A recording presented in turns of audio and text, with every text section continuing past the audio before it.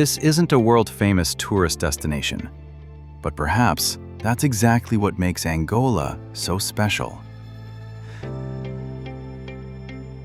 In a world where nearly every corner has been geotagged and commercialized, this land remains one of the last true frontiers of the raw and the real.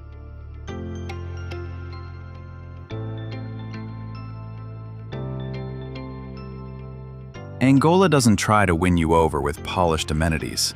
Instead, it challenges you to decode the paradoxes buried deep within its soil, where the crimson canyons of the south speak of resilience, and the mist-shrouded peaks of the interior guard secrets that have never been digitized. This is a journey to find the soul of a nation, rising from its scars, a place where ancient traditions don't just survive, they breathe in sync with the ambitions of a modern oil giant.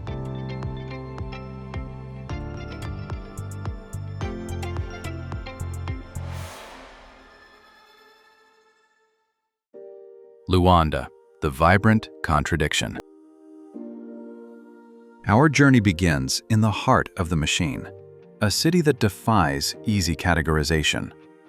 Lwanda is often described as a place of extremes, and the moment you step onto the Marginal de Lwanda, you feel the kinetic energy of a metropolis trying to outrun its own history.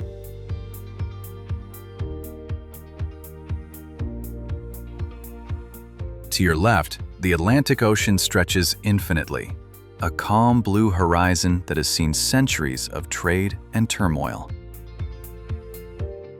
To your right, a skyline of glass and steel rises like a desert mirage, shimmering under the tropical sun. This is the Paris of Africa, a title earned not just through its high cost of living, but through its relentless pursuit of sophistication and modernity.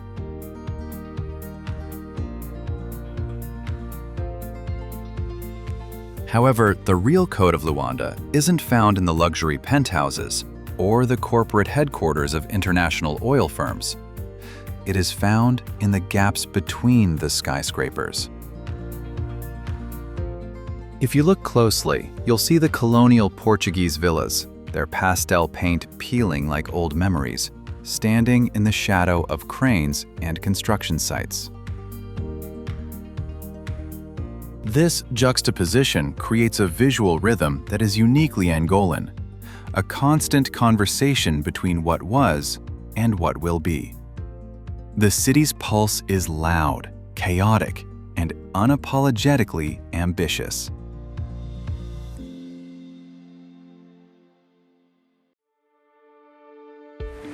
As you navigate the traffic-choked streets, you begin to realize that Lwanda is a city of layers. There is the formal city, with its manicured waterfront and high-end bistros. And then there is the informal heart of the city, found in the sprawling markets where the smell of grilled fish mingles with the scent of diesel. It is a place that demands your full attention, a city that refuses to be ignored. It forces us to ask, how does a nation maintain its identity when it is being propelled into the future at such a breakneck speed? The transition from the urban intensity of Lwanda to the raw power of the interior is a shift that resets the soul.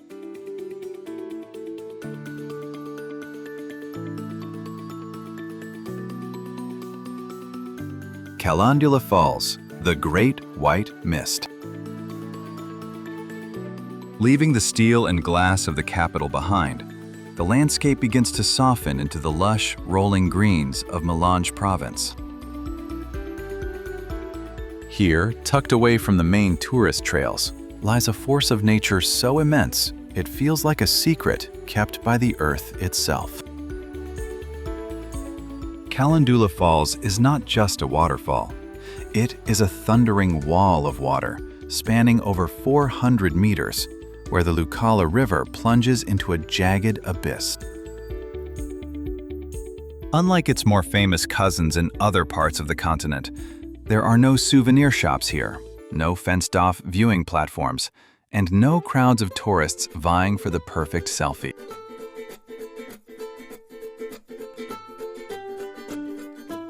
Standing at the edge of the falls, you are enveloped by a great white mist that rises from the depths, a cool spray that feels like a benediction after the heat of the city. The sheer scale of Kalandula is humbling. It represents the untamed side of Angola, a raw, prehistoric beauty that has remained largely unchanged for millennia. The sound is a deafening roar that vibrates in your chest, a reminder that despite human ambition, nature remains the ultimate architect of this land.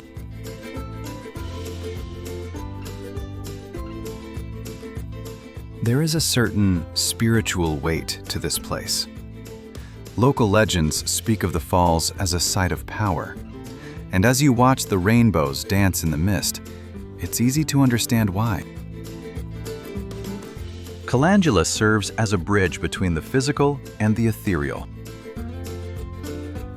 It is a visual manifestation of Angola's hidden wealth, not the kind that is pumped out of the ground, but the kind that enriches the spirit.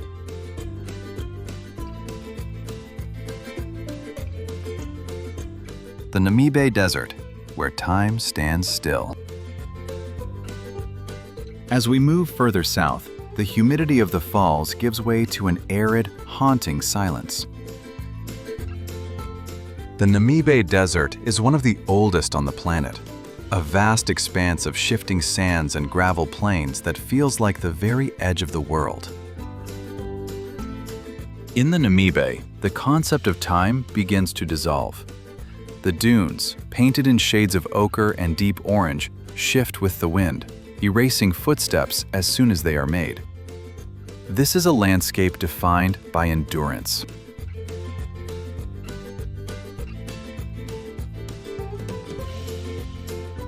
The true symbol of this resilience is the Welwitschia mirabilis.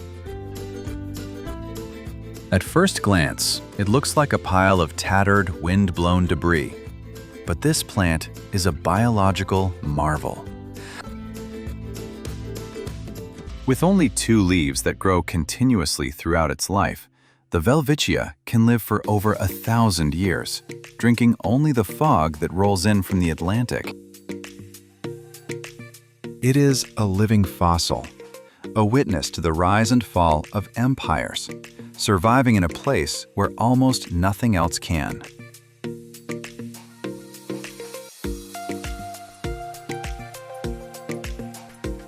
When you see the towering red dunes of the Namibbe meet the cold, crashing waves of the Atlantic, you are witnessing one of the most dramatic geological collisions on Earth.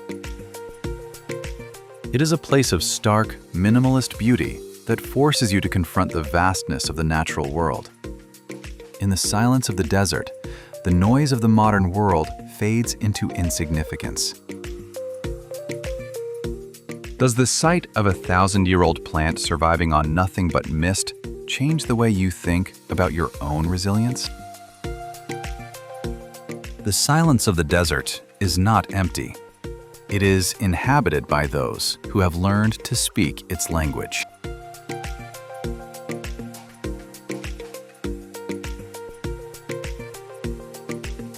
Southern tribes, the keepers of tradition. In this timeless desert, survival is an art form, and nowhere is it more vividly alive than among the southern tribes, the true keepers of Angola's enduring spirit. In the rugged landscapes of Benguela and Namibbe provinces, we encounter the true heartbeat of Angola's cultural identity. The Mumuila and Himba people are the guardians of a way of life that has resisted the homogenizing forces of the 21st century. Their presence in the landscape is striking, not just for their traditional attire, but for the profound sense of dignity and belonging they exude. The Mumuila women, with their intricate hairstyles coated in oncula, a mixture of crushed red stone, oil, and herbs, wear their history and social status in their hair and around their necks in the form of heavy, colorful beads. Each braid, each bead, is a syllable in a complex visual language. To spend time among these communities is to realize that tradition is not a static concept. It is a living, breathing practice of honoring one's ancestors while navigating the challenges of a changing environment.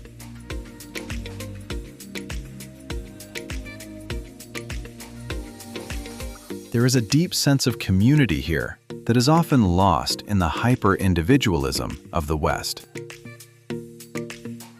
Every ritual, from the herding of cattle to the communal dances, is a thread in a social fabric that has remained unbroken for generations. These tribes are not stuck in the past. Rather, they have made a conscious choice to preserve a set of values that prioritize the collective over the individual. It is a humbling experience to realize that while we travel to discover them, they have already discovered the secret to a meaningful life rooted in the land. From the ancient traditions of the South, we travel toward the coast to find the architectural echoes of a different era.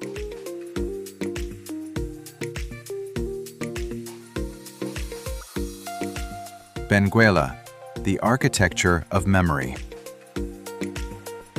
If Lwanda is the engine of Angola, Benguela is its soul.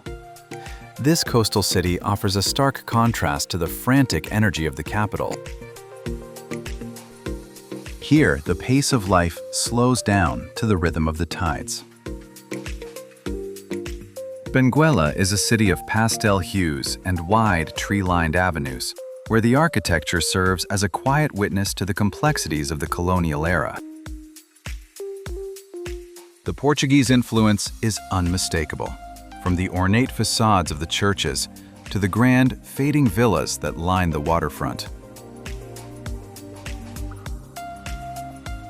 Walking through the streets of Benguela feels like navigating a living archive. The city was a crucial node in the transcontinental railway system, and the Benguela Railway remains a symbol of both colonial ambition and the potential for future connection. There is a certain saudade, a Portuguese word for a deep, melancholic longing, that permeates the air here. It is the feeling of a place that remembers its golden age, while slowly defining its new identity. The beauty of Benguela lies in its preservation. Unlike Lwanda, which has been transformed by oil money, Benguela has retained its historical character. It is a place where you can sit in a quiet plaza, watch the sunset paint the colonial buildings in shades of gold, and reflect on the layered history of this nation. It is a city that invites contemplation rather than consumption.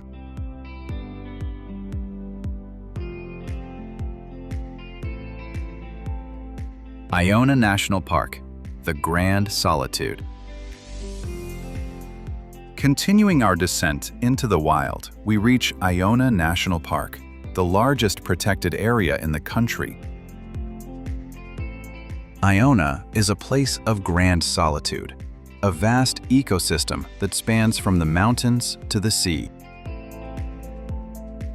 It is a landscape of extremes, rocky outcrops, vast savannas, and coastal dunes that seem to go on forever. Following years of conflict, the park is in a period of rebirth, with wildlife populations slowly recovering in this pristine wilderness.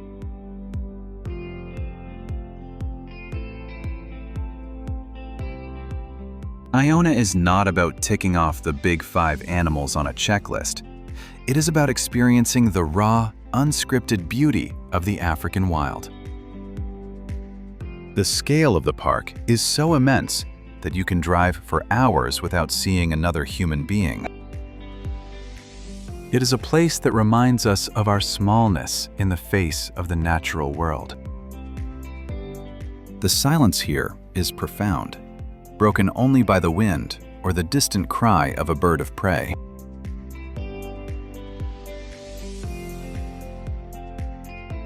The park is also home to nomadic herders, who move through the landscape as they have for centuries, their lives intimately tied to the seasonal cycles of water and grass.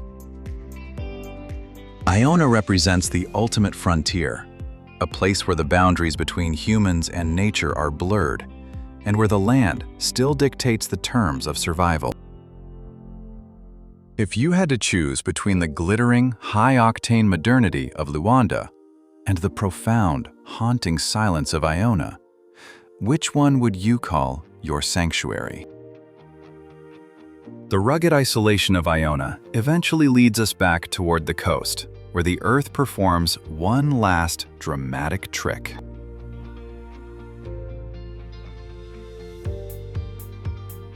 Miradouro da Lua, the lunar perspective. As we circle back toward the capital, we encounter one of the most surreal landscapes in all of Africa. The Miradouro da Lua, or Moon Lookout, is a series of jagged, multicolored cliffs that have been carved by wind and rain into a lunar landscape. The vibrant oranges, deep reds, and pale yellows of the earth glow with an otherworldly intensity, especially during the golden hour just before sunset.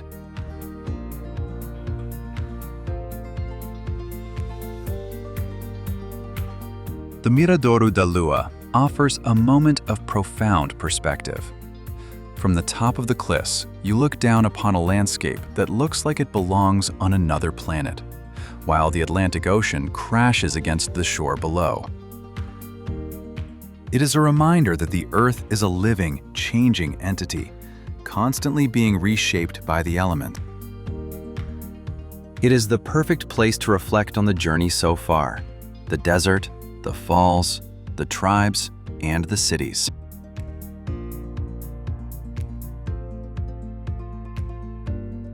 This site has become a popular stop for locals and travelers alike, a place to gather and witness the beauty of the Angolan sunset. It serves as a natural amphitheater, where the drama of the landscape is the main attraction. It is a place that demands silence and reverence, a final visual exclamation point on the diversity of Angola's geography. Leaving the lunar cliffs behind, we move toward one of the most iconic engineering feats in the country.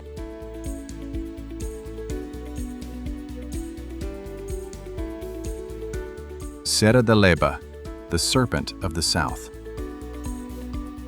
To truly appreciate the geography of Angola, you must traverse the Serra da Leba. This mountain pass is a masterpiece of engineering, a serpentine road that zigzags down a 1,000-meter escarpment. From the lookout point at the top, the road looks like a delicate ribbon draped across the rugged green mountains.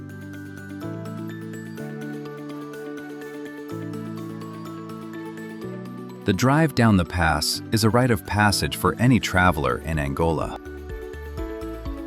As you navigate the 56 hairpin turns, the temperature changes and the vegetation shifts, offering a tactile experience of the country's climatic diversity.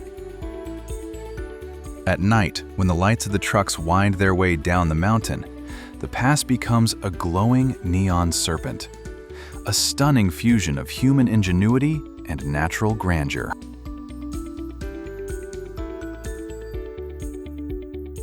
Serra da Leba is more than just a road. It is a symbol of connection.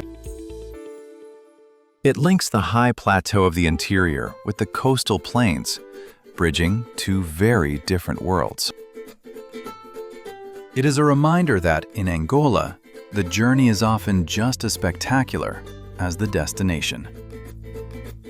But even the most beautiful landscapes would be hollow without the pulse of the people who inhabit them.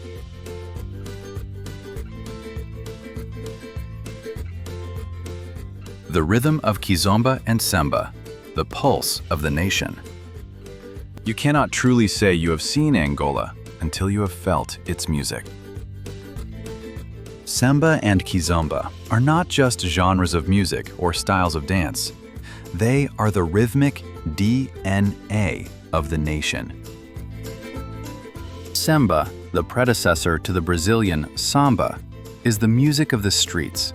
It is storytelling set to a beat, often humorous, sometimes political, but always vibrant. It is the sound of the Angolan soul, born from the fusion of African rhythms and Portuguese influences.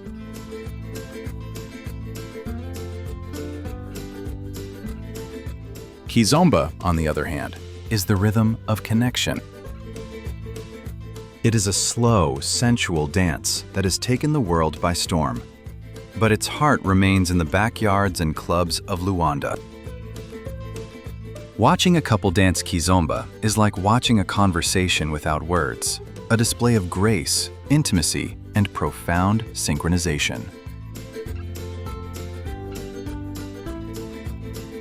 In the darkest chapters of its history, music was the thread that kept the Angolan people together. It was a form of resistance, a way to preserve joy in the face of hardship. Today, that music is the soundtrack of a nation that is celebrating its life. Whether it's a high-end club in Lwanda or a dusty village in the south, the beat is universal. It is the energy that fuels the country's recovery and its hope for the future.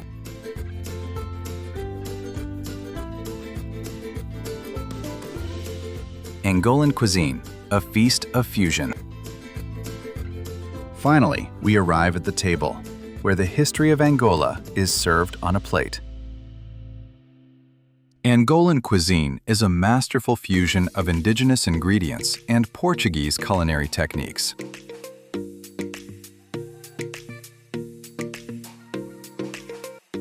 The staple of almost every meal is fungue, a thick dough-like side dish made from cassava or corn flour.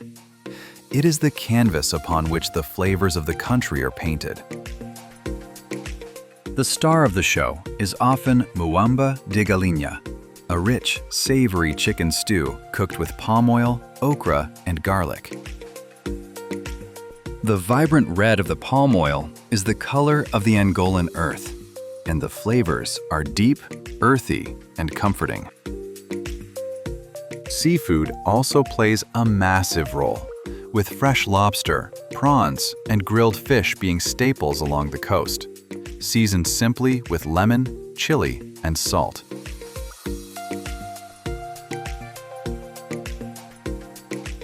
Eating in Angola is a communal experience. It is about sharing, about slowing down, and about celebrating the bounty of the land and sea. It is the final piece of the puzzle, the sensory experience that binds all the others together. As you sit down to a meal, surrounded by the sounds of semba and the warmth of Angolan hospitality, you realize that you have moved beyond being a mere observer. You have become, for a moment, a part of the story.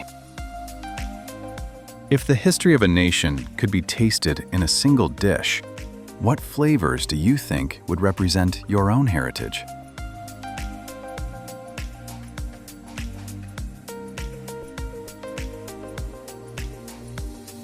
Conclusion.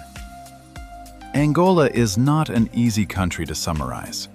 It remains a destination for the brave traveler, willing to face underdeveloped infrastructure and certain safety challenges in the larger cities. But it is precisely that lack of polish, that raw, unedited authenticity that makes it so magnetic. As the sun sets over the Atlantic, one thing becomes clear. Angola is no longer a country defined by its past. It is a nation defined by its potential and its unyielding rhythm. The mystery has been decoded, but the wonder remains.